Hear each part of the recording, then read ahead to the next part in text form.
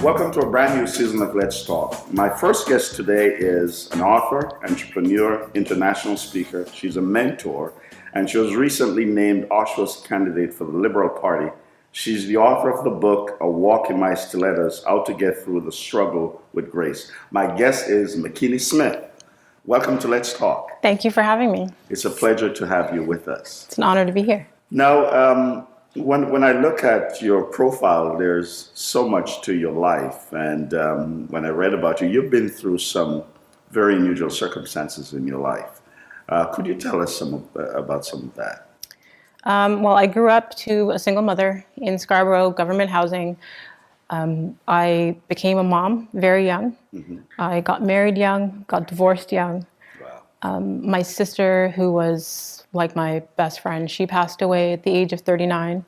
Oh, wow. A year later, my grandmother passed away in a similar fashion, and she also helped raise me growing up. So in the first part of my life, I went through a lot. There's a lot to have to handle at such an early age. Now, I realize that you wrote a book. That's an apt name for a book, A Walk in My Stilettos. What was the inspiration behind the book? So originally, I wanted to name the book A Walk in My Shoes because it was really based off of my story. Right. And at the time, I was selling real estate full-time, but a lot of my branding was related to my love for stilettos. Right. So to keep it authentic, I changed it to A Walk in My Stilettos. Right, right. Now, what was behind the journey to that book? So after I had gone through my divorce and after my sister passed away, I was going to support groups for women to share my story and help get through the struggle. Right. And a lot of the women were intrigued by the way that I was able to just share my story, but still remain positive. Right. And a couple of the women said, well, wow, you should write a book. And instead of sharing my story one-to-one, putting it all into a book allows me to share it one-to-many. Now, you talk about faith, you talk about grace, and all of those virtues in your book. How has the Christian faith impacted your life? I think from a young age, my mother had us going to church, and I was present, but I wasn't present. Right, right. And it wasn't until after my divorce where I started to actually intently pay attention in service to the Word, take notes, and actually take that into my daily life and to live it. And that helped me to stay positive. And honestly, I think by the grace of God, that's how I've been able to get through everything. Wow. Now, I realize that you're an advocate for women. And if you look across the board, there's a lot happening with the women's movement. Time's Up. What is your response to the women's movement? And why is it that Canadian women seem so laid back when it comes to that kind of move?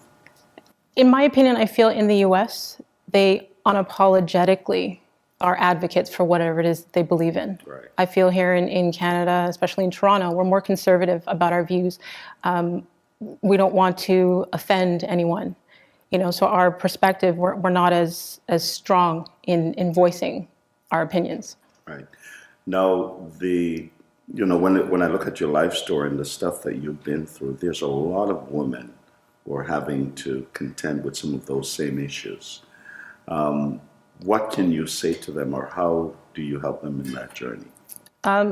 First, they have to understand that it's not what you're going through, it's how you deal with it that determines how things work out in life.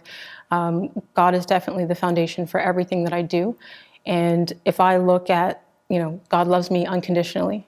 So it shows me how to deal with other people and to love other people unconditionally. And I really just share that message with other women so they can do the same. Right.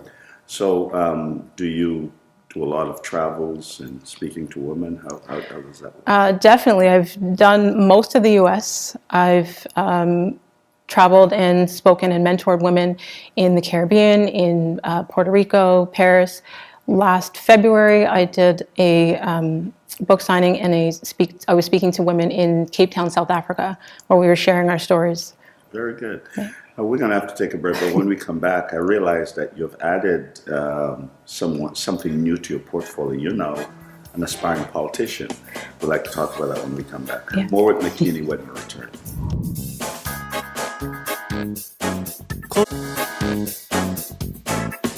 Welcome back to Let's Talk. My guest today is Makini Smith. And just before the break, I mentioned that you now took on a new role. You're recently named the new candidate for the Oshawa riding in the upcoming election for the Liberal Party. Were you always a politician? No, I'm new to politics, but I'm not new to impacting and changing lives and being a voice for those that need someone to speak on their behalf. Now, this is a huge decision that you've made to run in this riding. What brought you to this place that you decided that this is something you'd like to do?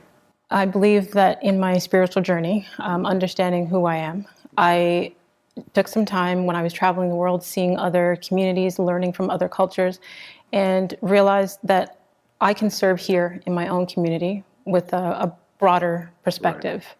Right. So getting into politics and being a voice for others, it took a lot of faith and understanding in myself first. For sure. Yeah. Your friends, your family, how did they respond to this news? They've all been really supportive, actually. Very good. Yeah. Very Yeah. good. Politics can be very challenging, especially as a Christian. How do you balance the two, being a politician with your faith? How do you think you'll balance the two? I feel that I'm very firm in my beliefs, and I feel that in order to help other people, understanding, to love hard, to have strong morals, that will definitely help me to stay in the, I'm going to say, positive realm as a politician, as opposed to the negative things that I've been seeing about some other politicians. Very good. What are the things that you're hoping? What are some of the goals that you have as a politician, especially for the region of Oshawa?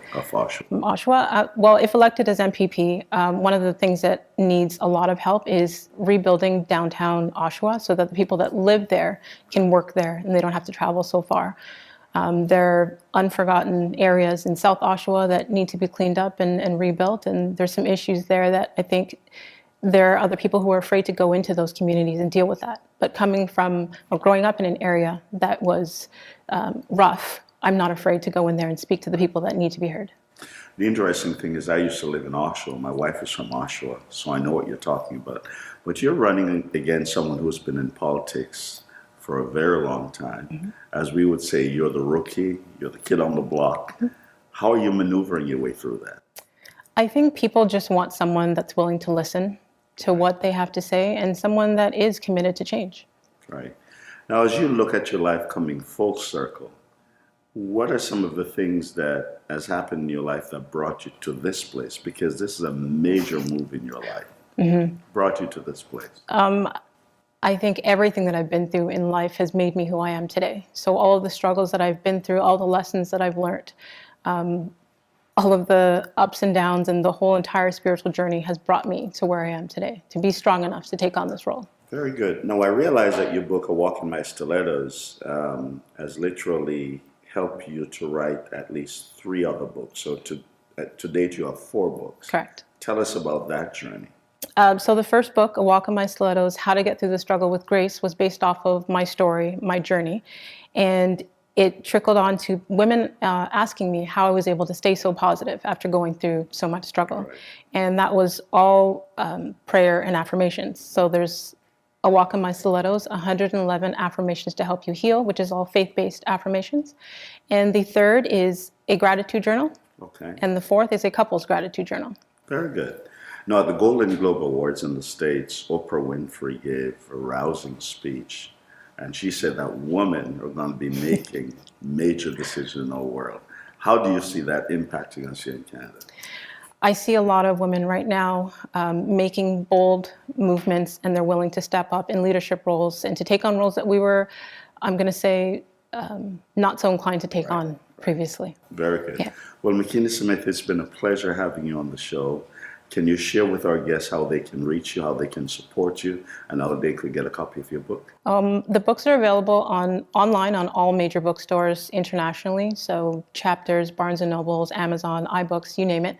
I'm on all social media platforms under Makini Smith or A Walk in My Stilettos, or they can download the A Walk in My Stilettos app in the Google Play Store or the Apple Store.